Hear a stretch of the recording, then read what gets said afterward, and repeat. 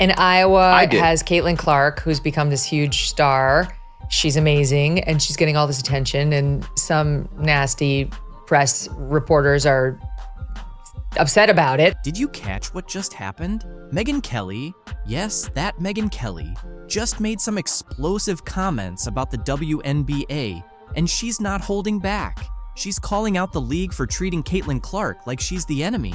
Hard to believe, right? So, what exactly did Kelly say that's got the WNBA so stirred up? Her blunt remarks about Caitlin Clark have lit up the basketball world, sparking a huge reaction across the league. Kelly didn't mince words, and now her comments have everyone on edge. Let's dive into the details everyone's buzzing about. But she came out to say her own scoring record stands despite Caitlin Clark beating it, because I guess they didn't have three-pointers when she was playing, which is just ridiculous. Kelly didn't hold back when she criticized the WNBA for its treatment of Clark. She bluntly stated that what's happening to Clark is really that serious. Can you believe it? This isn't just some offhand comment. Kelly's words carry significant weight.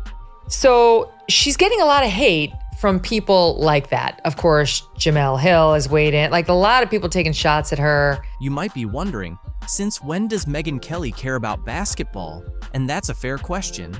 She typically doesn't involve herself in sports drama. So why is she speaking out now? The reason is that what's happening to Clark is so outrageous that even Kelly felt compelled to voice her opinion. She's been in the WNBA for 2 minutes. There's no reason to hate her other than the amount of attention she's getting and her skin color. I mean, would this be happening to a black Caitlin Clark? No. Getting the same amount of attention. This is where things really heat up. Kelly revealed that some players are actively targeting Clark on the court. She's not referring to just tough defense or regular competition. She's saying that Clark is experiencing outright abuse. And get this, she claims the league is allowing it to happen. How wild is that? And it's resulted in physical alterations on the court that don't get called as fouls, that the girls then deny were intentional. And Caitlin Clark always takes the high road. She never, points the finger, but it happened again. But Kelly didn't stop there. She linked Clark's treatment to larger issues in women's sports. You know how Clark has been in the spotlight a lot recently? Well, Kelly made a shocking statement saying that. Many black women inside the WNBA are resentful that this white woman came in and is getting all this attention. That's a serious accusation, and it stirred up strong reactions on all sides. Kelly isn't just referring to fouls and rough play. She's claiming there's a significant amount of racial tension simmering beneath the surface of the WNBA. She believes Clark is right in the thick of it all. The people weren't going, Jake, because they were homophobic, racists. That's why the other girls resent Caitlin getting attention, because she's not black. You might be asking yourself if Kelly is correct about all this. That's the million-dollar question. One thing is certain, though. Her comments are prompting everyone to seriously examine what's really happening in the league. Kelly believes that Clark is turning the sport into something mainstream. And if that's the case, it seems not everyone is pleased about it. These are the highest ratings in more than 10 years. And it is 100% because of Caitlin Clark. Those are regular NBA ratings. Like if you get a couple million people watching an NBA game, you're pretty happy as a network guy. She is the Michael Jordan. Like I know you're not a major basketball person. I know. But she is the Michael Jordan of female basketball. Every single player in that league, every single coach, manager, janitor, anyone who has anything to do with that league should be bowing at the altar of this woman. She is transforming the sport into something mainstream, which is what the WNBA was set out to do. And I think it started in 1994 or 1995. This isn't just some drama. It's a major earthquake rocking the WNBA. And believe me, we're only witnessing the initial tremors. The aftershocks from the portrayal of black women in the league is an ongoing conversation. Many, including Aja Wilson, Angel Reese, Cheryl Swoops, and others, seem to view Caitlin Clark as a major issue in the WNBA, at least according to the league discussions. But is this truly the case? Or could it be more about rivalry and resentment? Some recent developments might make us rethink the situation. Last week, Aja Wilson brought up the topic of white privilege while speaking with Kelsey Plum. Now, Wilson and Angel Reese are both featured on the cover of the Wall Street Journal's magazine. Yet surprisingly, there's no mention of Caitlin Clark. In 2024, with all that's happening, isn't it worth exploring this from Caitlin Clark's perspective too? Imagine this. Even if you're the first rookie since 2008 to make the WNBA's first team, break over 50 records in one season, and win Rookie of the Year, you're still not acknowledged in one of the league's largest media spreads to date. This seems puzzling, especially if Clark's success is arguably central to the article's theme. The situation is further complicated by online tensions. Caitlin Clark is often cast in a negative light, made to seem difficult and unlikable, even while dealing with online harassment from an account managed by A'ja Wilson's friend. And yet, both Wilson and Reese continue to fuel controversy, even accusing each other of unfair treatment and, at times, directing this frustration toward Caitlin Clark. This leaves us wondering, is this really the behavior we expect from an MVP or Rookie of the Year? This situation honestly feels like a case of bullying. It's the peak of first world issues, showing a lack of responsibility and, frankly, Angel Reese's lack of consideration. Watching this unfold is mind-boggling. You're right, it's easy to see how she comes across if you have even a bit of self-awareness. Honestly, if I were another WNBA player without Caitlin Clark's visibility, she wouldn't be my concern. She isn't the problem here. More people are starting to catch on. Caitlin Clark was never the issue. Her critics were the ones using her name for attention whenever things didn't go their way. Those same athletes, analysts, and experts quickly make noise when they feel slighted, then claim Caitlin Clark is the root of it all. But here's the truth. The issue might actually be Angel and A'ja, not Caitlin. It's worth asking, who's really harming the league's reputation? Angel Reese or Caitlin Clark? Because, once again, it's Reese's unlikability that seems to be hurting the league's image. Caitlin, on the other hand, is generally well-liked and doesn't flaunt privilege or entitlement as if she's something special. People from all backgrounds are beginning to notice this. You made a great point. Caitlin Clark is helping drive the league's success and bring in money, while Angel Reese's behavior might be doing the opposite. The WNBA doesn't seem to be catching on, but the fans certainly are. Yet, we're still being told to embrace both Angel and A'ja as league icons. But do they even realize who they're trying to promote? I get it. A'ja Wilson is undoubtedly one of the greatest players, a true icon who will likely be in the Hall of Fame. Her stats alone speak to her greatness, and that's worthy of respect. But as I look deeper into this and see more of her behavior, I can't ignore a hard truth. She's becoming more and more unlikable. Global platform now that Caitlin will have coming into the professional ranks. So it's really a great time to be in basketball. Caitlin Clark is clearly a catalyst for a business that was, and let's be honest, Caitlin to some degree financially saved the WNBA. It was hemorrhaging money for years. Build, you have to scale, and ultimately expansion had always been on my list. But we didn't want to rush into it because we wanted new owners, like new ownership groups. Anyone who knows sports here knows like it's a slog to be a sports owner. What would you do to stop your most valuable asset from jumping ship to a competitor? Well, the WNBA just showed the world its answer to that question. Just hours ago, Caitlin Clark, a name now synonymous with basketball excellence, made waves around the globe. Hi, Caitlin. Hey, what's up, Caitlin? Yo, what's up, Caitlin? Hey, Caitlin. Hey, Caitlin. Famous for her incredible shooting range and intense competitiveness, Clark was anticipated to take the WNBA to new levels after being drafted by the Indiana Fever. The Indiana Fever select Caitlin Clark, University of Iowa. However, recent rumors indicate that Clark may choose to skip the WNBA and head to Europe for the attractive contracts available there. In response, the WNBA is ready to make an unprecedented offer, an ownership stake in the Indiana Fever to ensure Caitlin Clark stays in the U.S. Her arrival in the WNBA was poised to be a game changer. Looked up how much the tickets are going for. I kind of cut that price in half. Sites like SeatGeek are charging hundreds and thousands for a seat at Barber Hawkeye.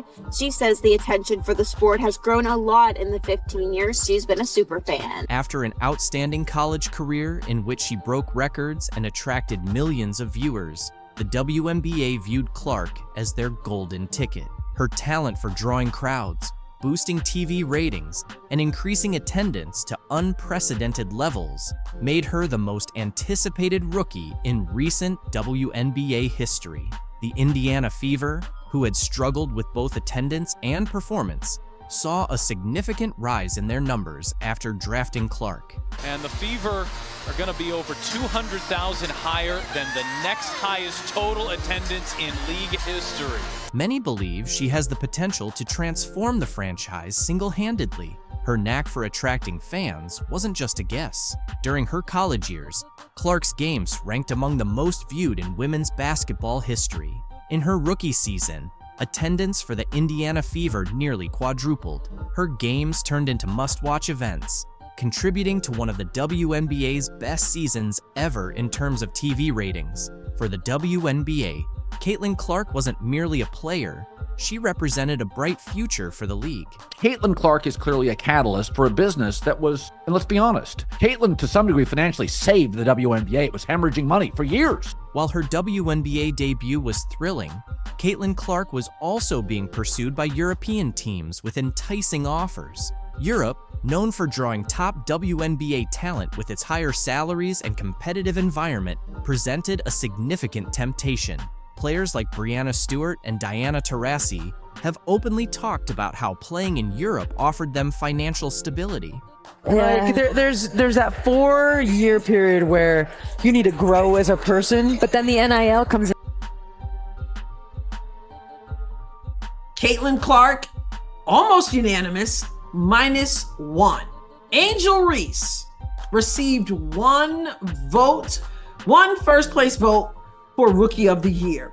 It was a stupid decision because it compromises what your ultimate goal is. A WNBA legend has been caught red-handed for plotting against Caitlin Clark in the Rookie of the Year race. Until now, no one knew which veteran player had gone out of her way to bribe a journalist to vote against Clark. But now, she's been exposed with solid evidence. You might be feeling disappointed, especially if you've been cheering for her all season, believing she was a true icon. In reality, she's been harboring jealousy all along. So we've got somebody out there who is casting votes for Angel Reese. I say somebody. I mean, I suppose it could have been one person who voted for Angel Reese for Rookie of the Year and another person who voted for Angel for MVP. Why did this happen? Because Clark captured all the attention in just one season, something that took this legend years to achieve. Need a clue? Well, on the same day Caitlin Clark secured the Rookie of the Year award, this so-called legend snagged the biggest WNBA title of the year. Got someone in mind? If you think you figured it out, brace yourself. This story runs much deeper than just a single bad vote. That somebody is trolling Angel Reese because these are sports people, supposedly.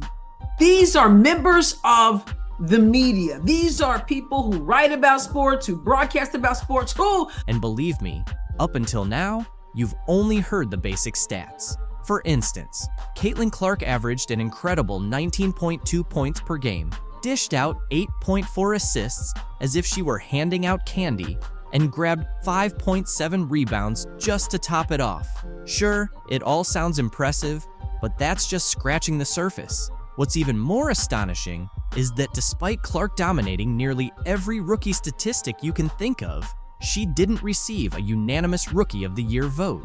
We were making the point, do you want to promote the league or not? And people like Andrea and others were resistant to that playing a role in somebody making the roster. Nope, instead of every single vote going to the clear choice, only just one solitary vote went to Chicago Sky rookie Angel Reese. This wasn't just a harmless fluke. It was a rogue move that sent shockwaves across the league, leaving fans shaking their heads and analysts scrambling to figure it out. Let's be honest, if any rookie deserved every vote, It was Caitlin Clark. So why didn't she get it? What's the story behind that one odd vote? I could actually argue that it hurts the game more if they had given her a roster spot over someone more deserving. When the dust settled, Caitlin Clark secured 66 out of 67 votes for the Rookie of the Year award. These votes came from a mix of 43 national sports writers and 24 local journalists across various WNBA markets. That's a lot of consensus among a wide range of people. So how did one stray vote slip in? This wasn't just someone trying to be a rebel or offering a different perspective. That lone vote felt like a sucker punch aimed directly at Caitlin Clark's perfect season, a calculated move to ensure her record wouldn't be flawless. And that's when things start to get interesting. This situation wasn't merely about Angel Reese receiving an unexpected shout-out. It was about someone attempting to sabotage Caitlin's perfect Rookie of the Year sweep.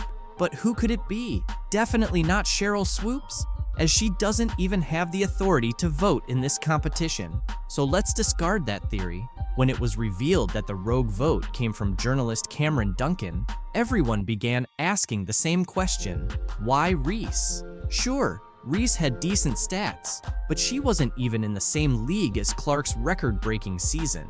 So why did Duncan choose to cast his vote for her? Word on the street is that Duncan wasn't acting alone. Rumor has it that WNBA superstar Aja Wilson had something to do with this. That's right, the same Aja Wilson who has been dominating the league and racking up trophies. But why would a star like Wilson get involved in something as petty as one Rookie of the Year vote? Here's where things get wild. In 2024, Aja Wilson became the first player since Cynthia Cooper in 1997 to win the MVP award unanimously. She received all 67 votes, every single one. This was a monumental achievement, making her the only player in modern WNBA history to accomplish a unanimous MVP win. You know, the WNBA continues to kill the golden goose. Now, I must clarify something. A lot of you are hitting me up with, why hasn't the WNBA talked about their Rookie of the Year award since Caitlin Clark, it's been released, is the Rookie of the Year? Well, they haven't announced any awards. But then Caitlin Clark entered the scene, rising through the ranks and threatening to overshadow Wilson's moment of glory. Suddenly, Wilson wasn't going to let a rookie waltz in and take away the one thing that set her apart, a perfect record. As Clark began accumulating Rookie of the Year votes, Wilson allegedly intervened, intent on ensuring that Caitlin wouldn't achieve something she herself never did: unanimous Rookie of the Year honors. This is where the situation shifts from petty to full-blown. Shaq went on Angel Reese's podcast this week and shared his billion-dollar idea for the WNBA. In the next few minutes, you'll witness the moment that rattled women's basketball to its foundation. We have Shaq, Angel Reese, and a whole lot of uncomfortable truths to unpack. Bro, a pretty girl dunking on the rim, I'm watching that all the time. You laughing. A man is not turned on by no woman that's dunking. It ain't about being turned on. It's about seeing stuff that you're not supposed to see. Here's what's ahead. We'll reveal the exact words from Shaq that made Angel uncomfortable, showcase the statistics that support his claims, and explain why this one conversation could potentially alter the future of the WNBA. Stay tuned, because this is going to be intriguing. Shaq just dropped a truth bomb that has the entire basketball world buzzing. We're talking about a 4-time NBA champion, a Hall of Famer, and a business mogul worth over $400 million. When Shaq talks, people pay attention, and he certainly had a lot to say about the WNBA. Picture this: Shaq sitting there, calm and collected, as he discusses ways to make the WNBA more exciting. His suggestion? Lower the rims. Let's roll the first clip. And women's beach volleyball, let's just say the net is 10. For women, it's lower just a little bit. I'm not saying lower it to 9, 5, 9, 6, but just 9, 9. Just so we can dunk? Yes. No, see? And I hate when men say that. But listen, that's the only difference. People always disrespect women regardless. They're always going to not give us the same value as a man. So I just don't even think that. And that's why you got to do what you've been doing. Go take the Yeah. I'm telling you now, if you lower that thing to 99999. And what's gonna happen? All right, tell me, the money gonna go through the roof? Yeah. Not all the way down to the ground, of course, but just enough to change the game. He's suggesting lowering the rim to about 8 to 10 feet below the standard height. Why? So we can see some dunks naturally.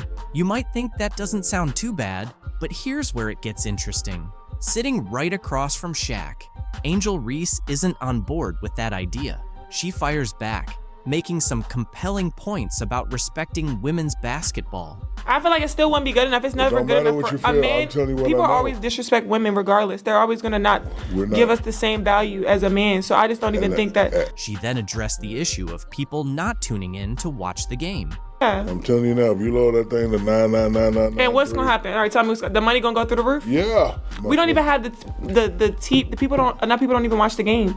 You can feel the tension rising as Angel contends that lowering the rim is outright disrespectful to female players. But Shaq wasn't finished. He delivered a real knockout punch. We don't even have the people don't even watch the game. Because I don't want to use the B word. Unless it's certain people playing. It's like you're watching like a high school game. He looked Angel in the eye and compared the WNBA to high school basketball. Yes, you heard that correctly. Shaq stated, and I quote, "It's like you're watching a high school game."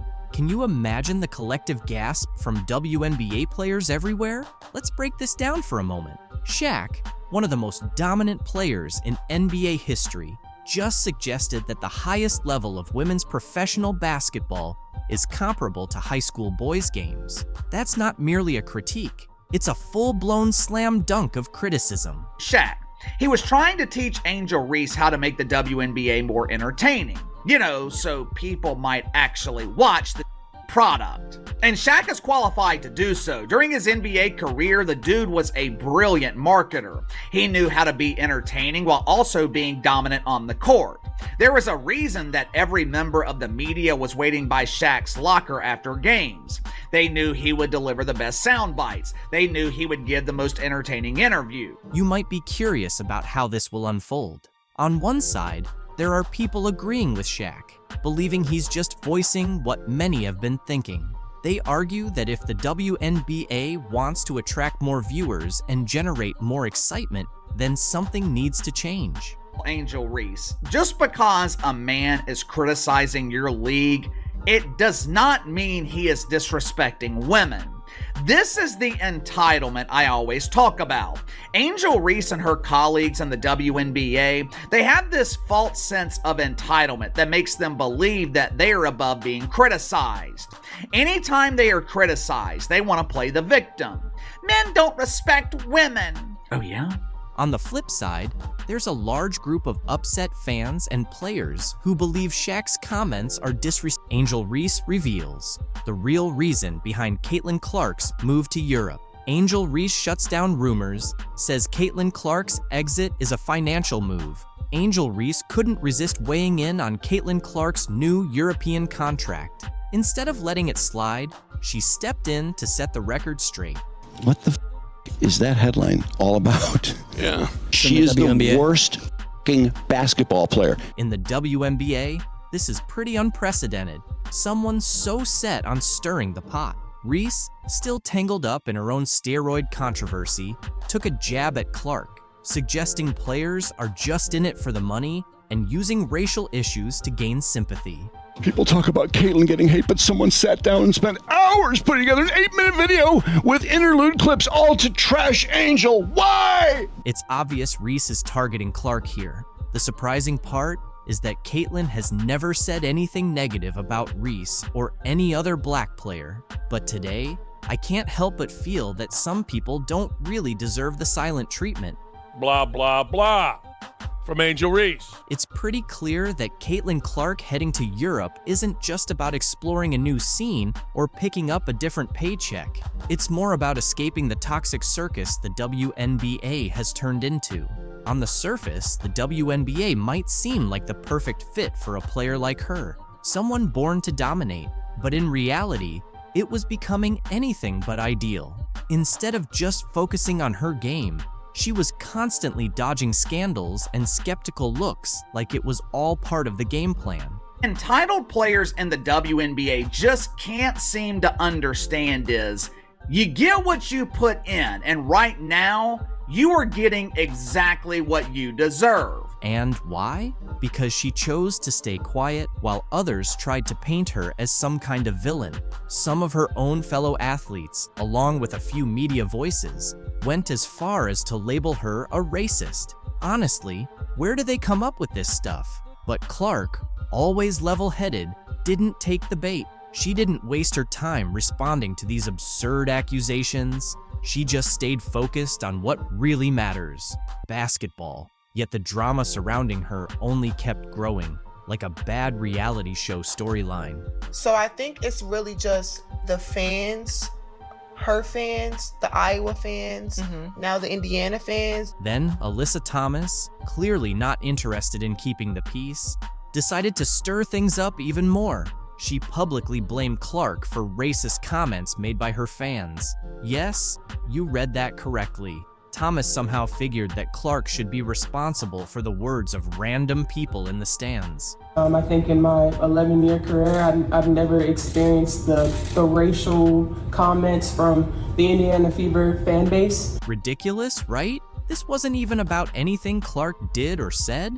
Nope, Thomas seemed more interested in redirecting attention away from her own struggles. She bundled up her frustrations, jealousy, and whatever else was going on inside, wrapped it in an accusation, and tossed it right at Clark. And then she had a press conference where she cried and everybody's so mean to me. Well, she's continued the stupidity. I mean, she cheered on her teammate as she shoved Caitlin Clark, knocked Caitlin Clark in the head, and a bunch of other stupid stuff. The thing is, Caitlin didn't have to do anything wrong to end up as a target. The love she was getting from fans, her name popping up in every highlight reel and headline, that alone was enough to spark jealousy in the WNBA. And it wasn't just random trolls online, it was some of the very players she shared the court with.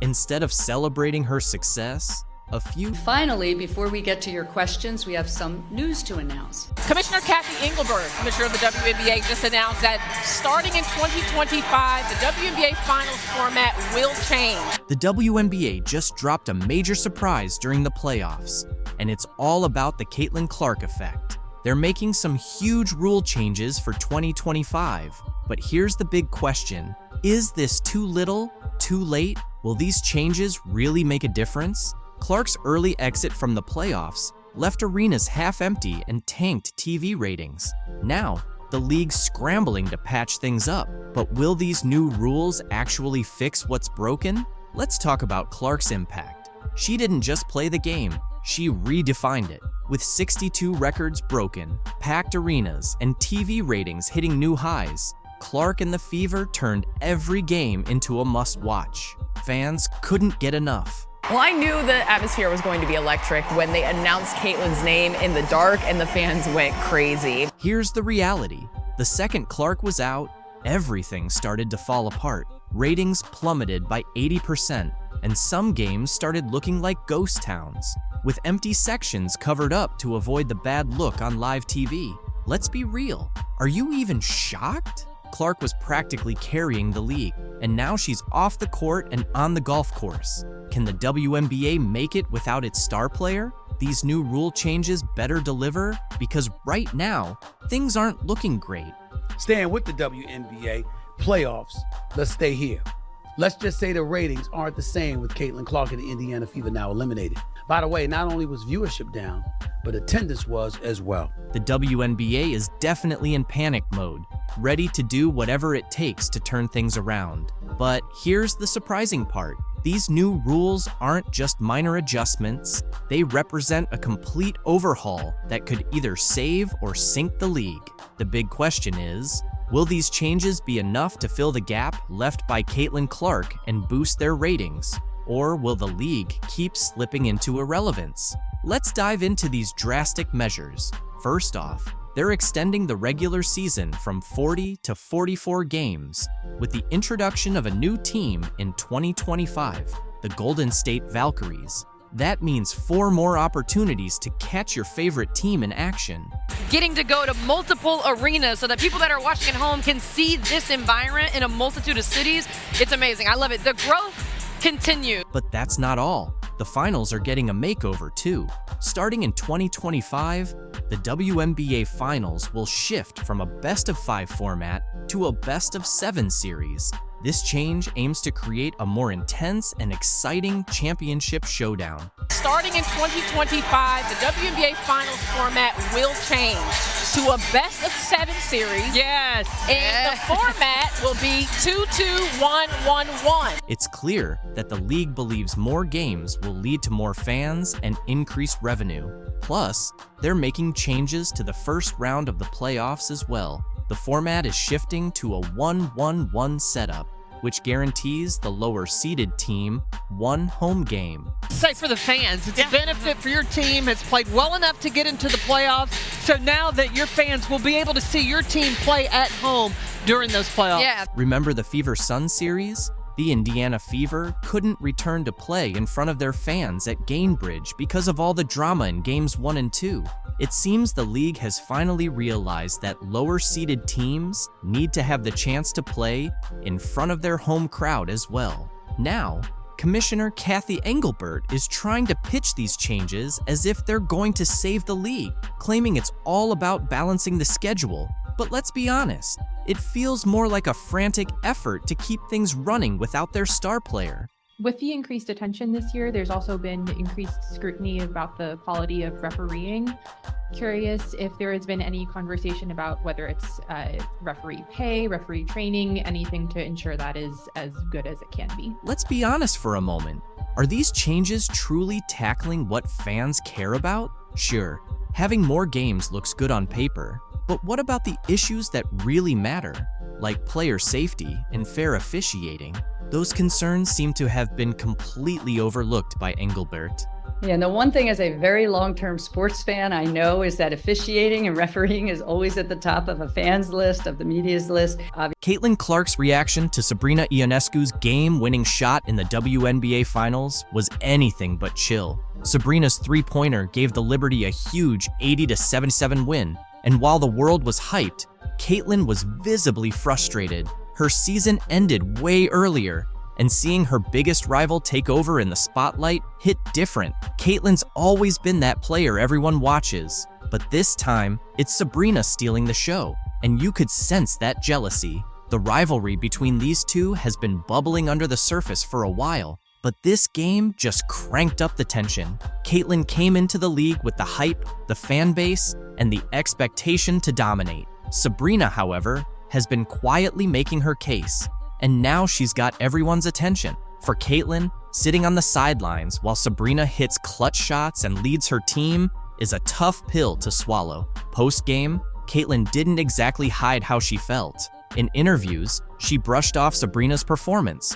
calling the game winner just one shot, which only made it clear how much that moment bothered her. The jealousy was right there for everyone to see. Caitlin's used to being the star, and seeing Sabrina take her spot as the WNBA's current queen? Yeah, that's not sitting well at all. This isn't just about Sabrina's one play though. The rivalry between these two runs deep, going back to their college days when both were dominating the game. Now, as pros, it's become a battle for the top spot. Caitlin had the spotlight coming into the league, but Sabrina is stealing the shine when it counts. That game winner wasn't just a clutch moment, it was a power move, showing that Sabrina can take over when it matters most. Caitlin's frustration is understandable. She's a competitor to her core, and seeing her biggest rival have her moment while she watches from the sidelines, that's fuel for the fire. But you can tell she's struggling with the fact that right now, the spotlight is firmly on Sabrina. That frustration and envy are driving Caitlin, and the tension between them is only getting thicker. Sabrina, on the other hand, is living for these moments. Her ability to deliver under pressure is what's setting her apart right now. Even though she struggled earlier in the game, finishing with just 13 points, she hit the shot that mattered most. And that's the kind of thing that elevates a player from good to legendary. While Caitlin watches, Sabrina's out there writing her own story. and you know that's eating Caitlyn alive. Next season, this rivalry is going to reach another level. Caitlyn's not going to let Sabrina keep this momentum without a fight. You can bet she's using all this jealousy and frustration as motivation to come back stronger. The next time they meet on the court, it's going to be electric. The tension is there, the stakes are higher, and Caitlyn's got something to prove. But right now, this is Sabrina's moment. She's earned the spotlight with that game winner. And for now, she's the one everyone's talking about. Caitlyn, on the other hand, is left stewing in the envy, knowing she'll have to wait for her chance to take back the crown. This rivalry is only getting started, and the next chapter is going to be must-watch basketball. The battle for the WNBA's top player? Caitlyn Clark presented in Europe after record-breaking WNBA season. From the sounds of this interview, it seems like she's probably going to make more money overseas in EuroLeague than she did during this WNBA season. The commissioner told her that she could make $700,000 playing in the WNBA. The EuroLeague just made it official. Caitlyn Clark is heading overseas, and now the WNBA is buzzing over the contract details. It's clear that while Clark is about to make waves in Europe, Kathy Engelbert and the WNBA execs are probably sweating it out. Without Clark, they're likely heading back to that familiar spot of irrelevance they were stuck in before she came along and gave people a reason to tune in. Let's be honest, most are only watching because of Caitlyn Clark, and once she's gone, it's hard to see anyone sticking around for those average teams. Now, I feel like there could be a team overseas who would love to snatch Caitlyn Clark away from us and give her a crazy offer. I mean, Ice Cube was about to give her $5 million to play in less than 10 games in the Big Three. So the money is there, and if these owners are smart with it, I could definitely see more WNBA players going overseas. The WNBA pretty much shot themselves in the foot with a series of bad decisions and some race-baiting drama that cost them their star player. They lost their golden opportunity. But let's not dwell on their mistakes. Caitlyn Clark's new adventure is where the real excitement lies now.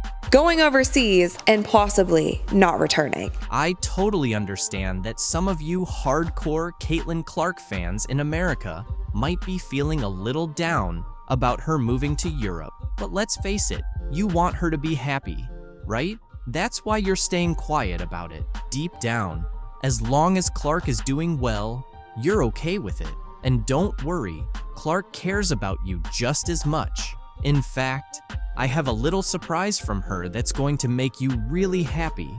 So stick around for that. For now, let's dive into what's really happening with this EuroLeague deal. Unfair what the players are paid. So, the big boss of EuroLeague women has finally put all the speculation to rest. Caitlyn Clark is officially getting ready to head to Europe. And no, this isn't just a temporary gig while the WNBA takes a short break.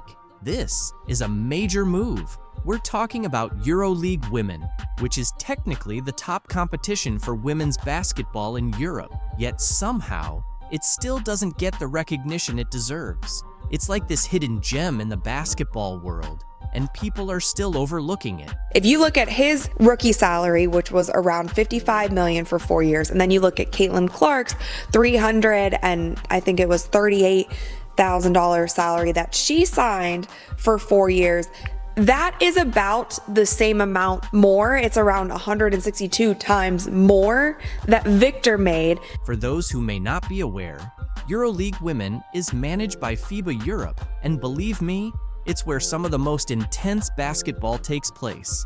This isn't just a casual summer league. The EuroLeague runs from October to April.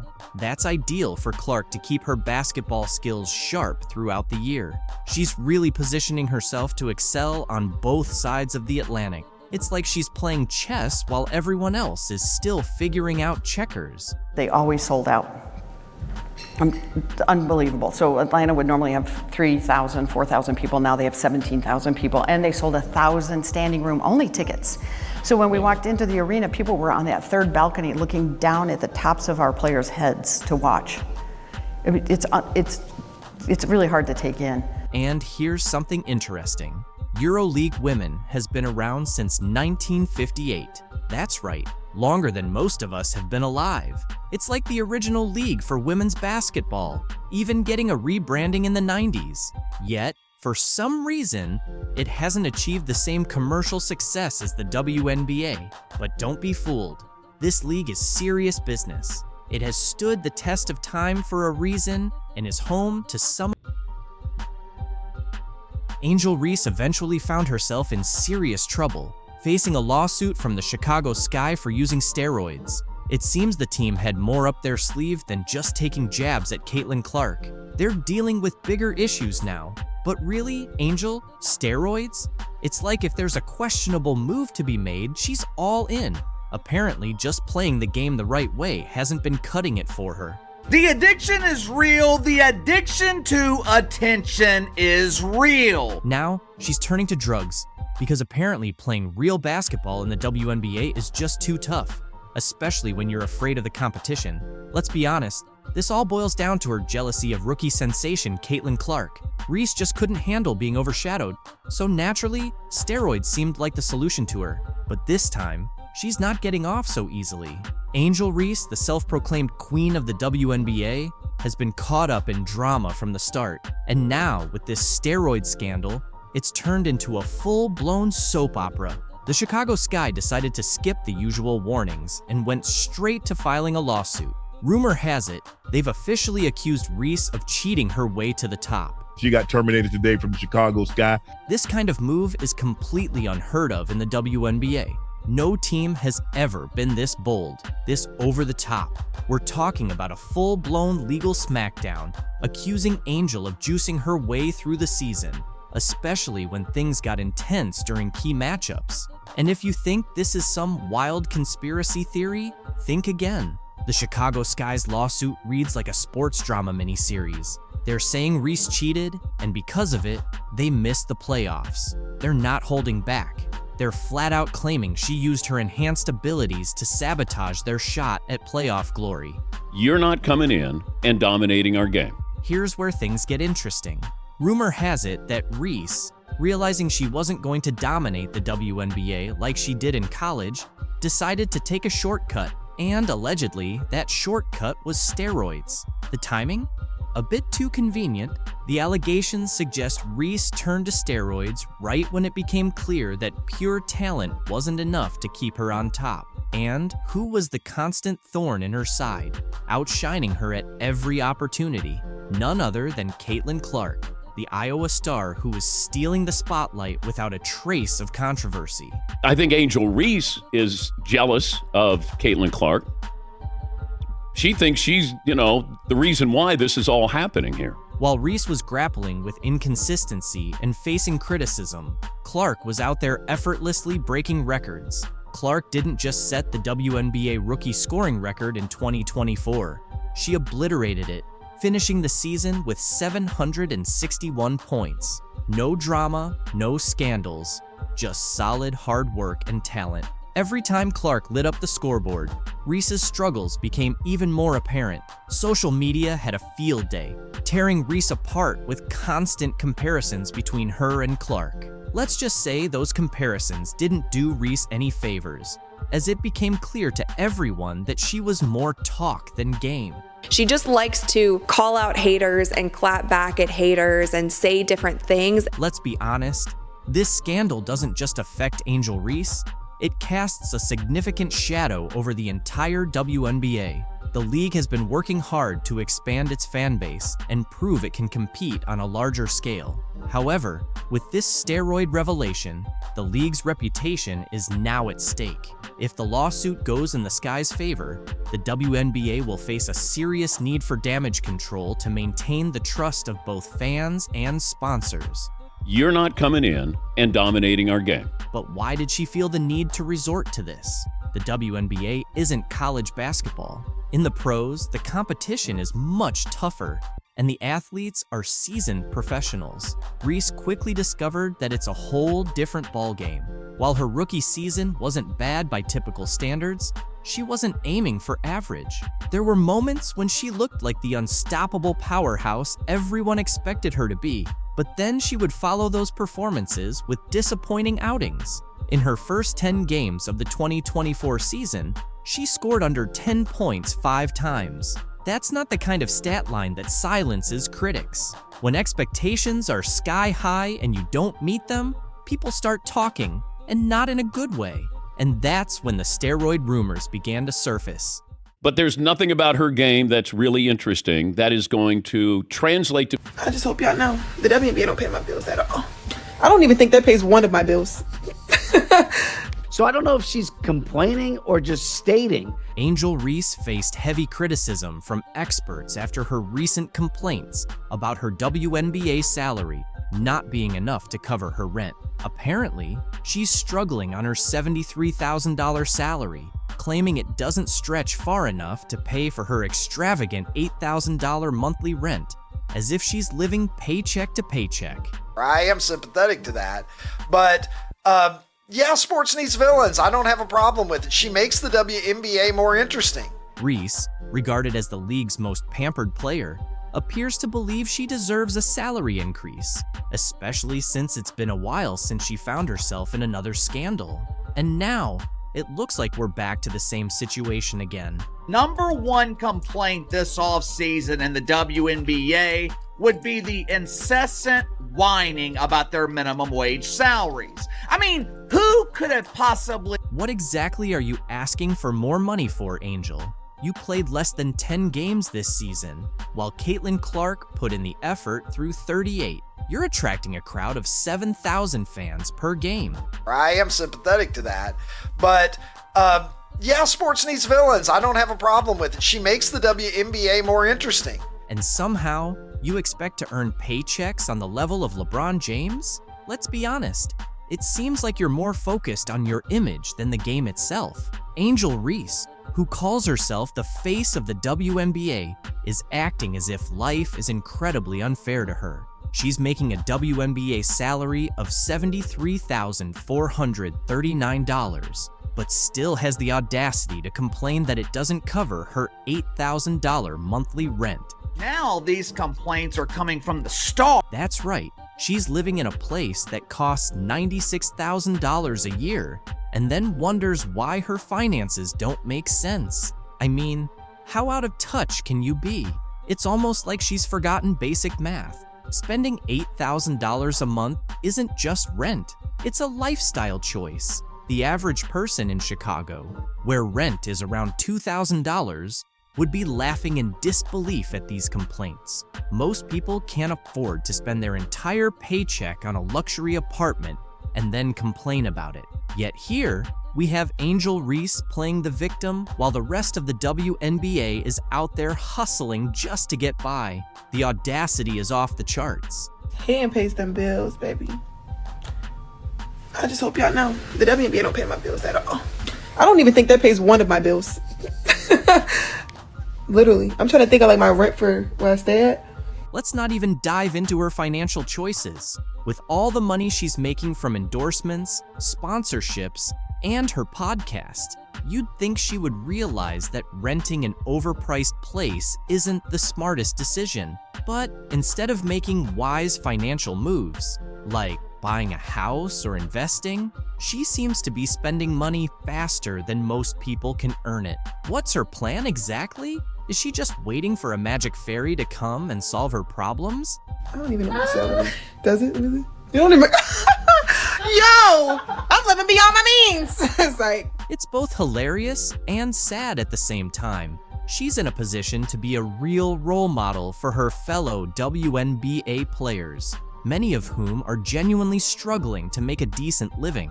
They don't have million-dollar endorsement deals rolling in. They rely on their league salaries and are barely scraping by. Yet here's Reese complaining about rent as if she isn't surrounded by cash from every angle. It's insulting to everyone in the league who is truly fighting to stay afloat.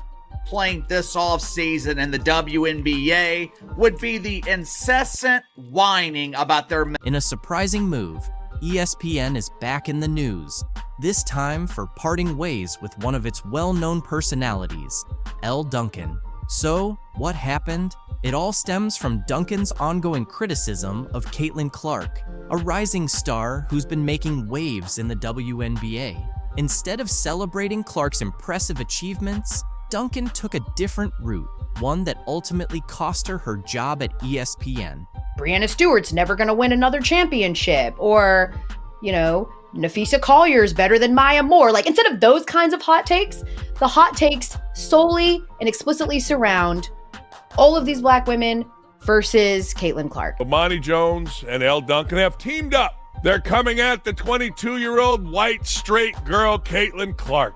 Because, see, here's the deal. Because Caitlin Clark can throw a ball into a basket deeper and better than anybody in the history of women's basketball, because Caitlin Clark plays with a flair. Before getting into the specifics, let's first break down how Elle Duncan's actions ultimately led to her being let go from ESPN. It's no surprise that she faced backlash. Throwing out accusations without solid proof never sits well with the audience. Viewers quickly picked up on the bias, and it was only a matter of time before ESPN had to sever ties. Today, we're diving deep into the controversy, exploring why ESPN made such a bold decision and how Duncan's criticisms of Caitlin Clark shifted into what many are calling a full-blown witch hunt. But there's more to this story than what's on the surface. So let's dig into all the details. She has never been around these type of women. She's never been around, black women or women from different parts of the country. Like, she's sort of existed in this bubble. Now, seriously, how arrogant is this? I mean, I hear all the time, don't judge me. Don't judge me by the color of the skin. Don't judge me. Really? Okay. Well, what are you doing? What are you doing? You're sitting there and judging me. You're judging a woman you have no idea. None. Zero zip. He points out the contradictions. While constructive criticism is one thing, Duncan's approach veered into personal attacks. It's a hard truth, but often that's the way it is. Duncan's comments hit a nerve, but not in the way she probably hoped. Instead of gaining support, she was met with immediate backlash. Fans, analysts, and even fellow commentators called out the lack of evidence behind her claims. Many questioned why she focused on Clark's so-called privilege instead of her undeniable skills on the court. Let's take a closer look at Dan Dakich's take on Duncan's actions and the jealousy he sensed among ESPN's commentators. Everybody that I know still know what ESPN tells me. It's so ridiculous, these women. It's so ridiculous. There's a green room right next to where the makeup is. It's loud, it's stupid, it's asinine, it's absurd. And that's Elle Duncan and her little cast of cronies. And all the little girls at ESPN, look, all they are is trying to make themselves, well, not better, more popular. And I don't care what they do. Elle Duncan has lived in that bubble forever. Elle Duncan is full of shit here. His comments hit a nerve, but they echoed what a lot of viewers were already thinking. Criticism is fine, but when it feels driven by envy, it quickly loses its weight. Caitlin Clark's entry into the WNBA has been nothing short of groundbreaking.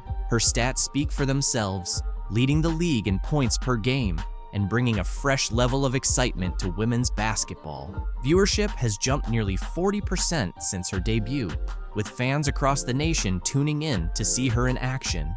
Yet, despite all this success, Elle Duncan chose to focus on downplaying Clark's achievements. Let's revisit a moment many feel crossed the line in Duncan's critiques. The second that you show love to anybody not named Caitlin Clark, you are part of, some constituency that's trying to keep her contributions at a minimum, and you're racist, and we get a lot of that. It's no wonder that the W coverage is all black women, because you're all in it together to try to keep her down. It's just, you're kind of damned if you do and you're damned if you don't. It was a clear attempt to change the narrative, but viewers weren't buying it. When your arguments are fueled more by envy than actual evidence, it's a hard sell. The truth is, Caitlin Clark's story isn't one of privilege. She's competed against athletes from all walks of life, facing obstacles both on and off the court. Many saw Duncan's take as an attempt to downplay Clark's achievements simply because there wasn't anything wrong with her game. While Duncan kept up her criticism, Clark was making headlines for all the right reasons. Let's take a look at how she dominated on the court, proving her critics wrong.